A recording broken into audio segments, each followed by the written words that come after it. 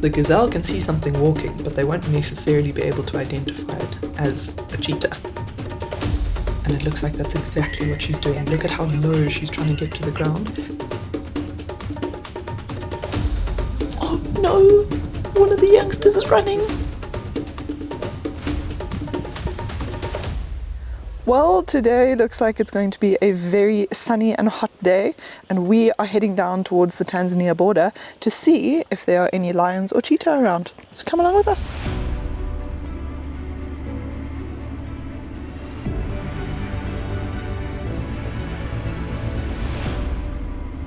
Today we plan to head quite far from camp. We want to try and get all the way out to the Greater Mara Plains, because there is a particular cheetah. And look who we've discovered. There's a whole bunch of hyena here. There's possibly a den rather close by. So I think what's happening is they've come back from scavenging during the night, and now they're heading back in the very early morning rays. While they do that, let's keep going. It seems we may be in for another detour. Look at the little cubs. The one looks like it's trying to suckle from mum still. One is a bit sleepy and the other looks quite mischievous this morning. And here comes another lioness from the opposite side of the vehicle. Mum's watching her. Oh, she's up. Now these two are from the same pride, otherwise mum wouldn't allow her close to the cubs. But this lioness seems to be a little on edge. Not entirely sure what's going on there. It looks like she's heading for that big archway under the bush. Maybe she's just not feeling well. And she's trying to get away from the cubs because she doesn't want them climbing on her. Or maybe she's just full and wants some shade.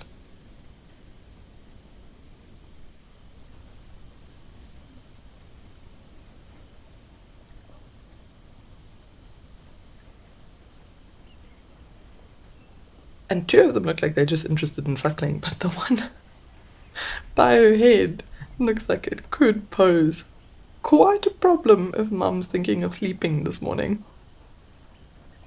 Oh, and there's a bit of a snarl. Now, I think what's happened here is these two are fighting over who gets to eat where, and their teeth are pretty sharp. So now she's going, no, if you guys are going to fight and you're going to hurt me, then no one gets to eat.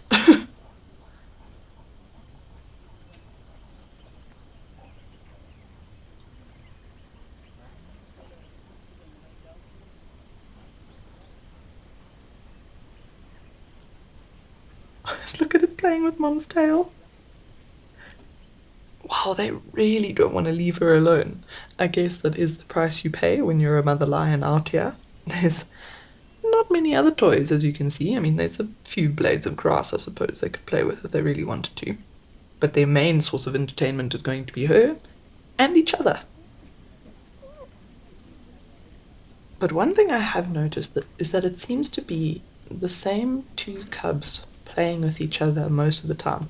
There's one that kind of goes off and does its own thing and plays by itself, and then there's two that are constantly battling it out.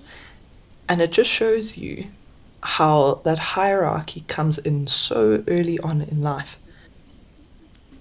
So at this stage, these three are a little bit young to be able to tell who's male and who's female, but there is a good chance that those two are either both males or both females. They're trying to figure out who's going to be more dominant of the two of them later on in life. And this is a battle that'll go on for many, many months, if not years beyond this, until they reach a point in the pride where they are actually part of the dominant members. But they really just cannot leave mum alone and out of this.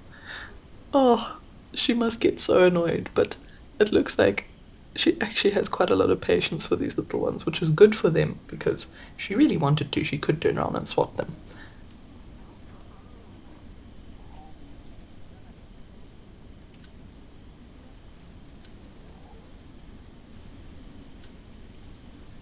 But the one cub is only interested in suckling from mum. Every time it gets a chance and it gets close to her teeth, it starts suckling and the others are still trying to fight it. I'm not sure if they're trying to fight it for prime position suckling or if they're just messing around, but you can actually see how this one is kneading mum's belly a little bit with its paws just to try and stimulate the milk flow out of her teat.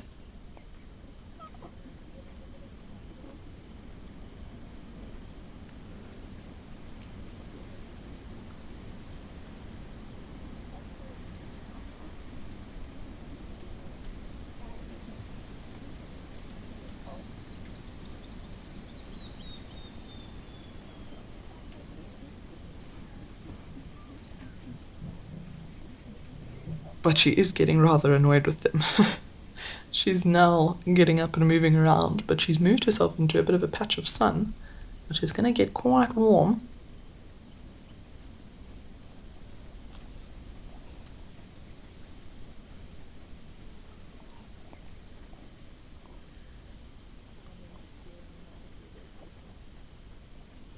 Ah, that's a good idea. So it looks like she now wants to go and lie where that other lioness is.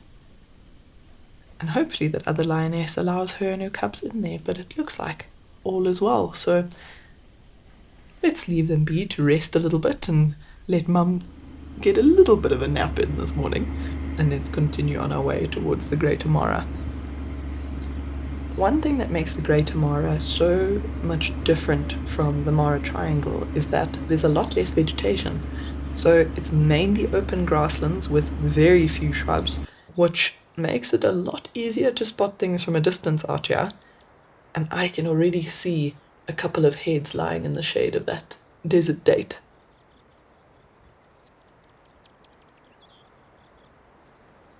And yes, it's the cheetah we were looking for.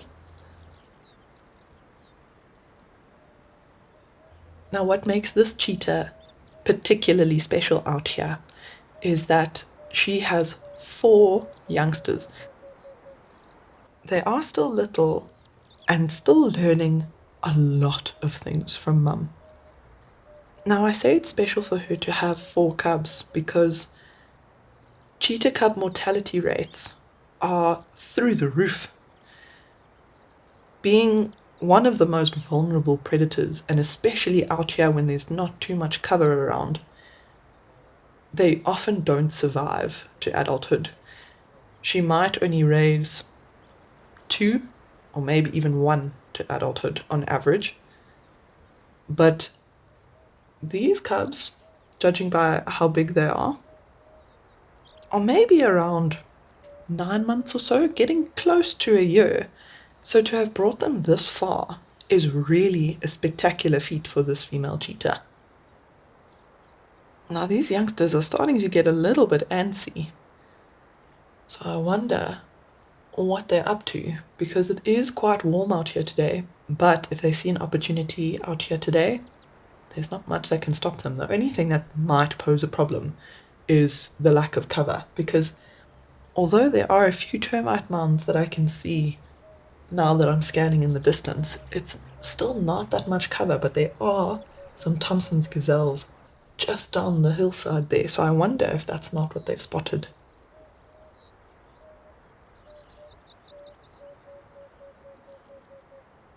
And it looks like we are correct, because mum is heading straight in that direction.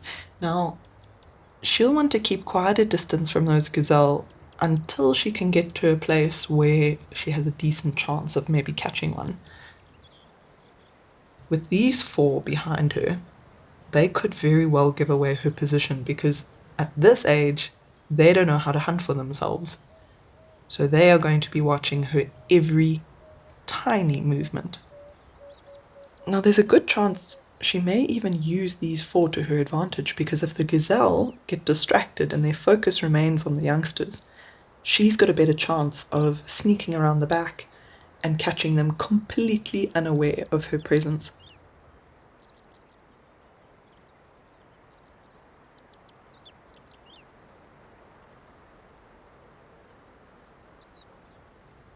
And it looks like that's exactly what she's doing. Look at how low she's trying to get to the ground. She can't get super low like a leopard because her long limbs won't allow her to, but that's what that distance is for that I was talking about earlier. because at this distance, the gazelle can see something walking, but they won't necessarily be able to identify it as a cheetah. And the gazelle are watching her though. Oh no! One of the youngsters is running! Oh no!